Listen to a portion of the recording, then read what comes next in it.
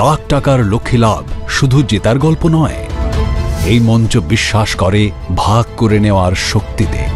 যারা জিততে পারেননি তাদের জন্য থেমে থাকে না লক্ষ্মীর আশীর্বাদ, কারণ লক্ষ্মী মানে পাশে দাঁড়ানো।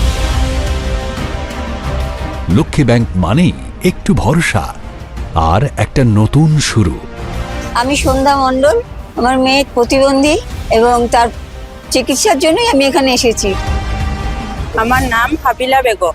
আমার স্বামীর ইন্স্যুরেন্সের দরকার হয় সুগারের কারণে।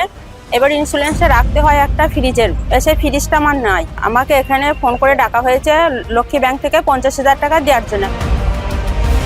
আমার নাম যোগনা বাছার।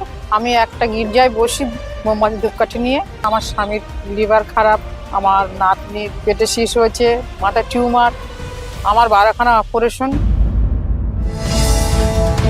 নমস্কার, আমার নাম নবমী বৈদ্য। আমার ছেলের থ্যালাসিমিয়া রোগ আছে, রক্ত দিতে হয় প্রতি মাসে, তার জন্য আমি এখানে খেলতে এসেছিলাম।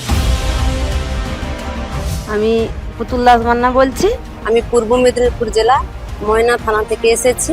আমার স্বামীর কিডনিতে সমস্যা, ট্রিটমেন্ট করাতে পারছি না বলে এখানে খেলতে এসেছি।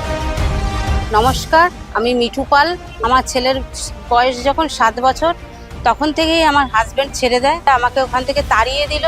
দেওয়ার পরে আমি ওই ছেলেকে নিয়ে হুগলি 2 নম্বর কাপাসডাঙ্গা শিবতলাতে আমি থাকি। দোকানও ভাড়া, ঘরও ভাড়া, চপ কচুরি বিক্রি করি।